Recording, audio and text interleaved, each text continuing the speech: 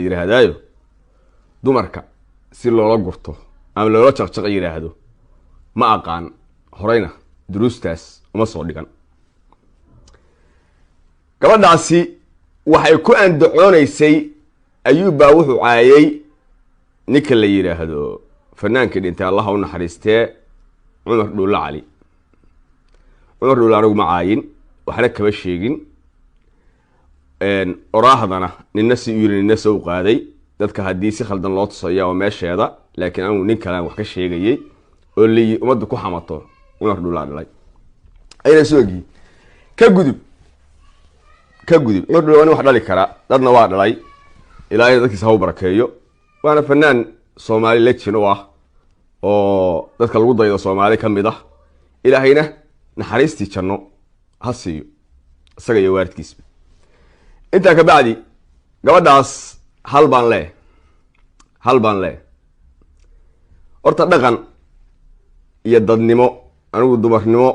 baan kula hadlayaa hadda waa ku ixtiraamaya oo sidii qof dumar ah u waanin lahaa baan ku waaninaya horta aniga iyo adigu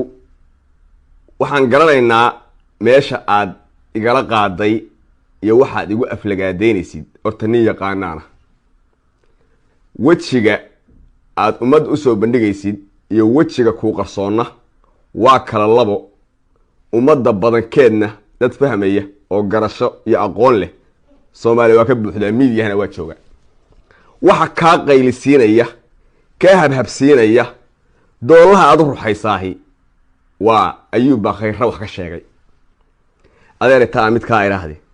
khayr inuu mursada yahay waa garta inaad mursada u tahayna waa garanaya balse mid baa ilowdi mursada kuma aqoon markii uu uule habarta hooyada qaat u gadayso aan uu uule ku koronayay inaga ardaalay labilay saraay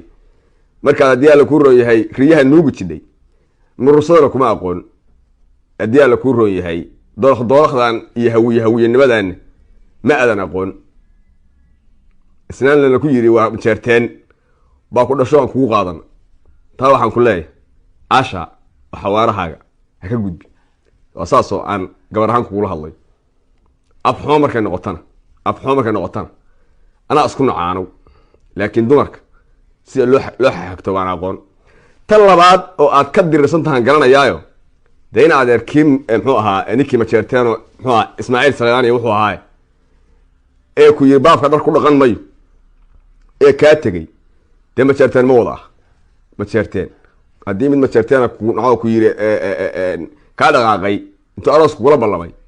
deedana ayagoo reerku noocaas ayuu kulligood nooca ma haybad iyo aqalna waa u leena inaana baabka dhar ku dhaqan hadaad garasho iyo aqli iyo ixtiraam iyo qof waalid ixtiraama ama dhaqan Soomaaliyeed dad hayna adoo gabar Soomaaliyeed geesaha iyo fursada ma xiirateen dadku fanaaniin waa wadaya laakiin dhaqanka iyo haybada isdheeri maalin alla keenana inta miidin soo fariisay adoo qof kala laado lagu arkay maalinkiisa qof nin baad kala laadaayo ka aamusa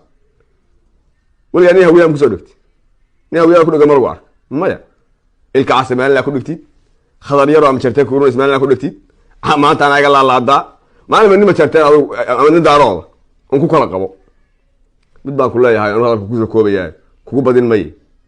annagu baahafka dhar kuma dhaqano hadaan guursanayna dad caadi ah guursanaa hadaad garasho iyo aqli leedahayna oo maanta murursadu ay wax ka sheegay wacaysin hadaad garasho iyo ixtiraam leedahay habartii reer bicid yahay ku soo nuujisay ee meesha la yiraahdo nagaar daalay oo leelay saraay iyo injiro kugu xambaari jiday ayadaad wax ku cisayn lahayd ama garasho ku yeelan lahayd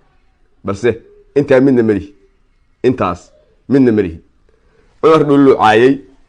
hadii la ku rooyay Umar Dhuulla wax ka sheegay hadba geedkaas ku xoqaysin Umar Dhuulla waa fanaankay waa legend waa marxuun dhintay ilaahay qabrigiisa ha waasiyo Umar Dhuulla inuu qiimo badan yahay waa kaanu inuu yahay fanaan maanta fanaaniinta lagu dayday inuu yahay ama Soomaali dadkeeda lagu dayan karo inuu yahay baan warka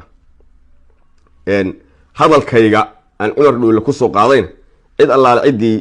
wax ka tabatay anigu Umar Dhuulla ma socon kama hadlayn ixtiraam ma haya cid kale ma dhageysto ciyaalka u dhalayna waa ka raali gelinayaa sidaa u fahanteen balse farxiyo gabadhan farxiyo ay geesaha xiran waxa ka qaylisanaya qaqaqaqaqa ku hayso in war dhulana ma fanaan kalena ma daalin kalena ma nin garanayaana waxa ka qaylisanaya wax kala ma ahe waxa weeye haddii alla ku roon yahay cadiifad xuna oo qaab daran oo khayra iyo mursada sababtoo ah reerkay ka dhalataa waxa yiin sabool waxa u dhalatay wax mursada meel istaagay ninka ka arag kaasay qaqa mursada annaga mursada ka dhignay aad garanaysaa meesha dacsi 12 barka wadan jidhay goorma muqdisho mursada barat wasaaso ku ixtiraamayo wasaaso aan waaridnimo ku kula hadlayo ku ixtiraamayo adeeray doolaha ay ugu soo rideen doolaha hay ugu soo rideen afxumo ana sunacay laabtaydan afxumo kama gayootaba waan ku sheegayaayo reeraha yagu ma wasan curyaamad ana ku sheegay hadii mid kaaga tagay anagoo dhinsaa ana reerku dhan ma wada reerku dhan kama tagi waxaan arkayaa ku ay